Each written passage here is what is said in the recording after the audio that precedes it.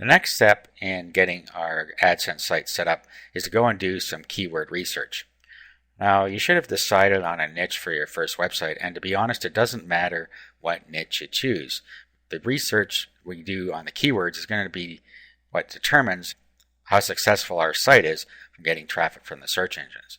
Now, there are other ways to get traffic to your site, and we're going to go over some of those, but you do want to make it search engine friendly so that you get some free traffic as well. Okay, so choose a niche. In this case, I'm going to go with classic cars. So what we're going to do is we're going to find keywords for classic cars. So just type in your main keyword there, and of course you're going to have to put in the CAPTCHA code down here, and then click Get Keyword Ideas.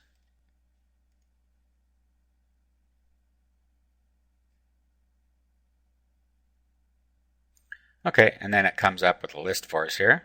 Now what you're looking at here is the global search volume for these keywords.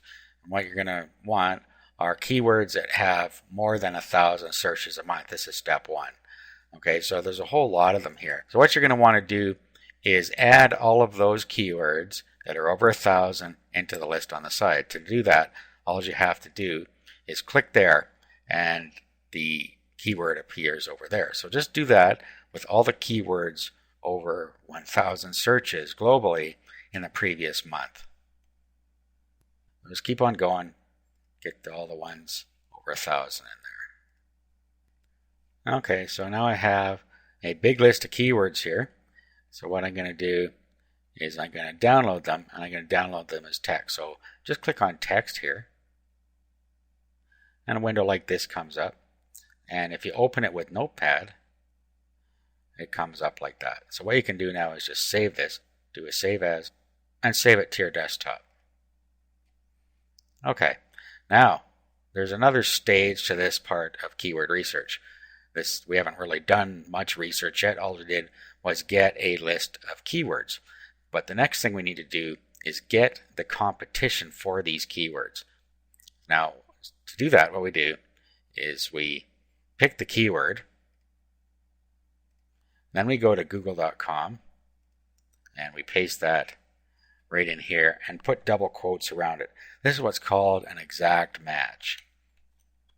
Okay, so click on that, and then what you want to do is look up here and see how many sites are available here. And it says 127,000. We're looking for 30,000 or less here. So we know that we're not going to target that keyword. So let's just erase that and then continue down the list with all of these keywords and get the keywords that only have 30,000 or less for competition. That's going to be what you're going to do to research the keywords you're going to use. So that's going to take a little bit of time, but it is very important that you do this because that's what's going to help you get ranked in the search engines.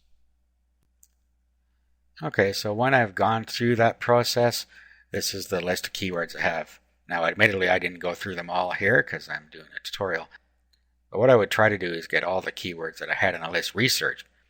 Now, what these are for is to write our articles. We need to know what to write the articles about. So you can either write articles, you can have articles written, and you can even buy PLR articles, private label rights articles. And then you can modify them to have these keywords in them.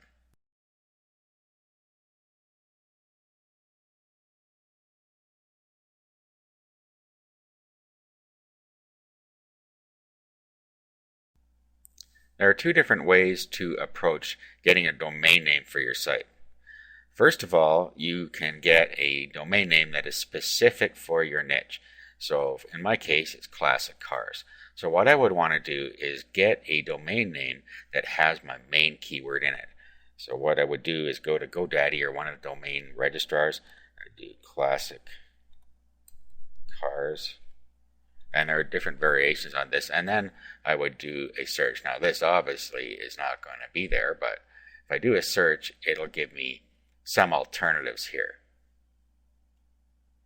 So if I like any of these, that's fine. I can go and register them. But I can also go and do some more searches until I find something that works for me. So basically, you're just going to search until you find something with your main keyword in it. You can use dashes as well to try and find a domain name that fits. Now, the other way to do it is to use one domain name for all of your sites. To do this, what you have to do is register what I'll call a general purpose domain name. So an example of a general purpose domain name that I have is thebestinfoon.info. So what I do is I create a subdirectory or a subdomain on my main domain with my keyword in it. So it would look like this: thebestinfoon.info/classic cars. Now I could have a dash in there, so it would be classic dash cars, or I could do classic cars. And I would do that for each of my sites. There are advantages and disadvantages to each. For instance, if you create a domain name for each of your sites, you can actually flip that site to make more money on it once you get it generating a little bit of revenue. However, if you're going to use a general purpose domain name, you would have to sell all your sites in a bundle if you're going to sell them at all on that one domain. So you need to keep that in mind. There's some question about the search engine friendliness of when you use a general purpose domain. Now, I haven't experienced any negative effects, but it's up for question whether you'd get better search engine rankings with a domain name that's specifically for your site. So keep that in mind when you are choosing a domain name. Of course, once you choose a domain name, you're going to have to use a hosting provider, and they will guide you through how to set up your domain to point at the hosting account. In the resources document, I've given you some choices for hosting providers and domain registrars.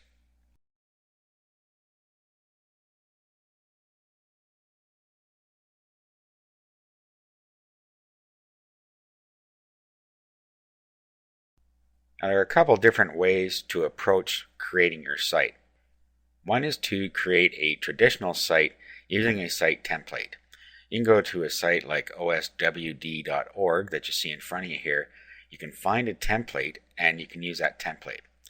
Now, there are disadvantages to this. First of all, every time you create a new page, you're going to have to do manual linking to that page, and you're going to have to create the menu on the side manually and have it point to your new page.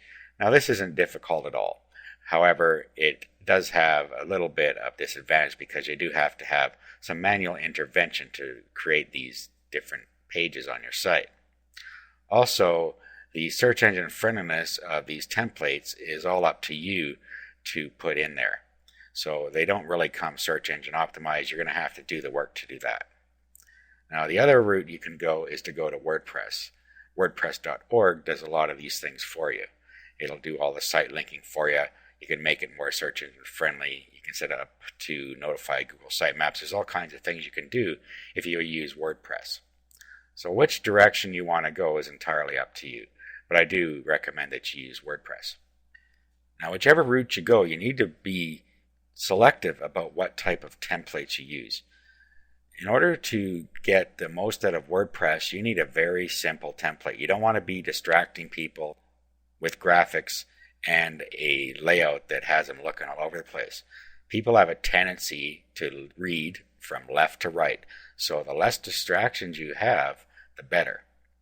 So keep that in mind when choosing which type of site you're going to use and which type of template you're going to use. In the next video, I'm going to go over the correct way to make your site. So I'm going to do an example of both a traditional site and a site created using WordPress.